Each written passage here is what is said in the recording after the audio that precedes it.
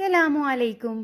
ہر گھر میں خواتین ہفتے میں ایک مرتبہ لازمی کپڑے دھونے کی مشین لگاتی ہیں، جس میں ہفتے بھر کے کپڑے ایک ساتھ جمع کر کے دھوتی ہیں، جس کی وجہ یہ ہے کہ کپڑوں میں سرف کا استعمال بھی کم سے کم ہو اور کپڑے بھی کم وقت اور کم محنت میں دھل جائیں۔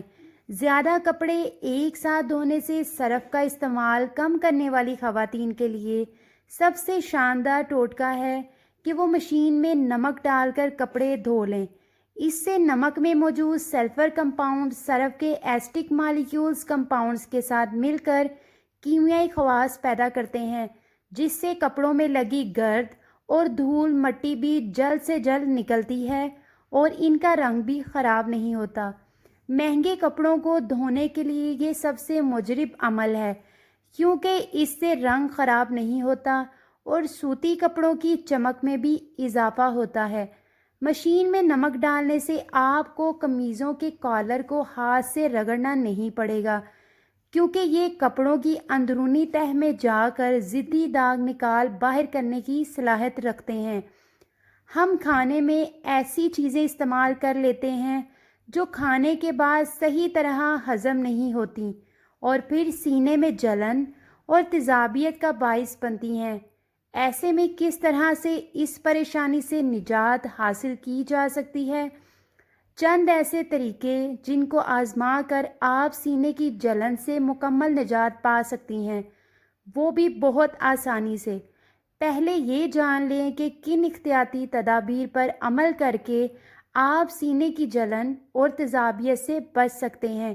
احتیاطی تدابیر: سب سے پہلے تو اگر آپ سگریٹ یا تمباکو نوشی کرتے ہیں تو اسے فوری طور پر چھوڑ دیں، کیونکہ یہ ہمارے جسم میں کئی بڑی بیماریوں کی اہم وجہ ہے۔ سوڈا ڈرنک، کافی اور چائے کم سے کم استعمال کریں۔ ان چیزوں کو زیادہ استعمال کرنے والے افراد زیادہ سینے کی جلن اور تیزابیت کا شکار ہوتے ہیں۔ چکنائی والے اور مرچوں والے کھانوں سے گریز کریں۔ کم تیل میں بنا کھانا کھائیں۔ وزن متوازن رکھیں۔ روزانہ کھانا کھانے کے بعد کم سے کم آدھا گھنٹہ چہل قدمی ضرور کریں۔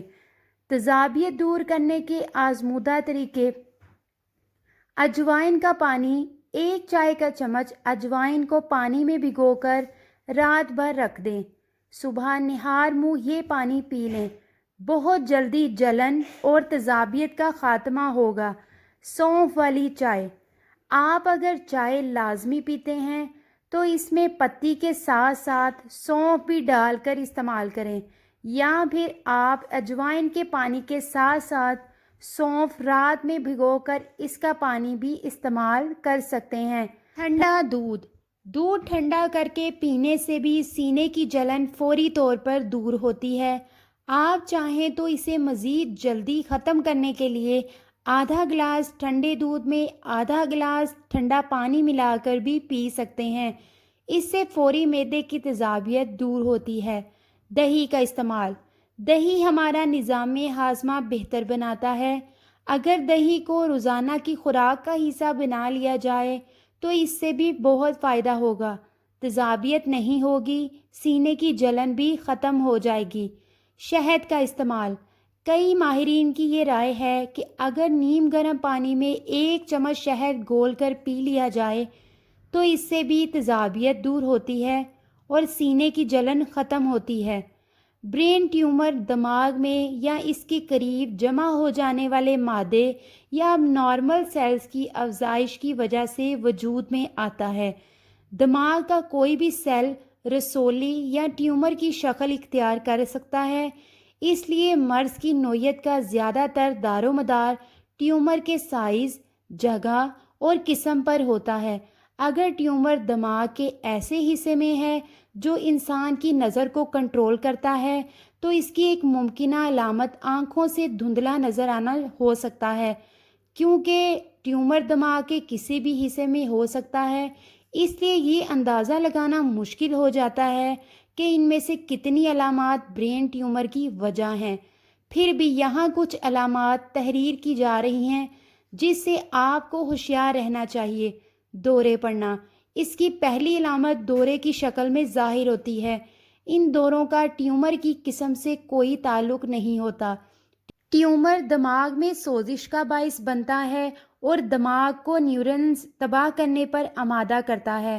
اس طرح جسم میں اب نارمل حرکات ہونے لگتی ہیں جو دورے کا باعث بنتی ہیں۔ یہ دورے بھی کئی قسم کے ہوتے ہیں جو یا تو پورے جسم کو متاثر کرتے ہیں یا کچھ حصوں میں جھٹکوں کی صورت میں پیدا ہوتے ہیں۔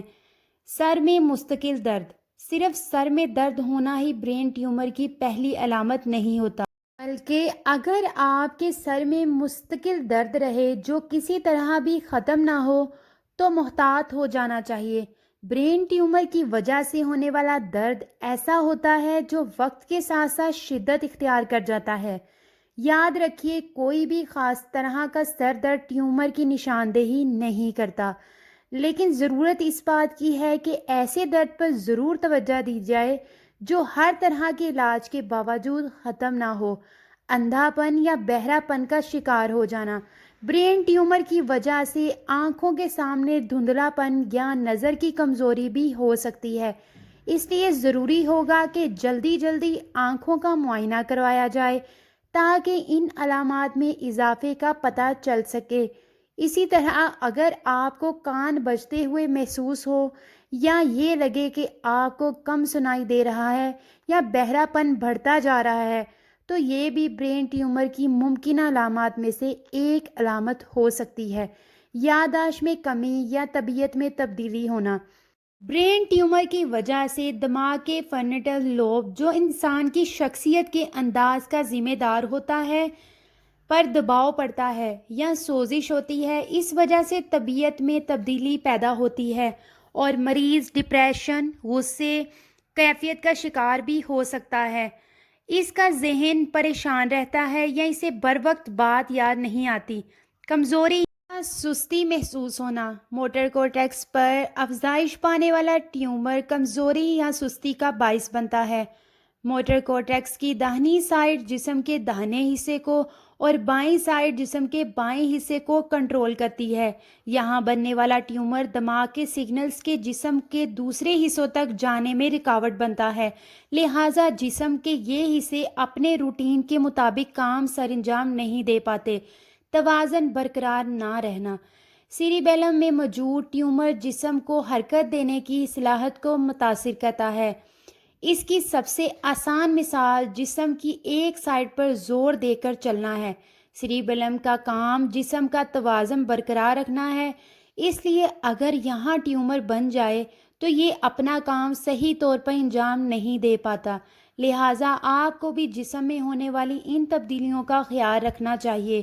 اگر جسم میں اس طرح کی علامات بار بار ظاہر ہوں تو فوری طور پر اچھے فزیشین سے رابطہ کریں۔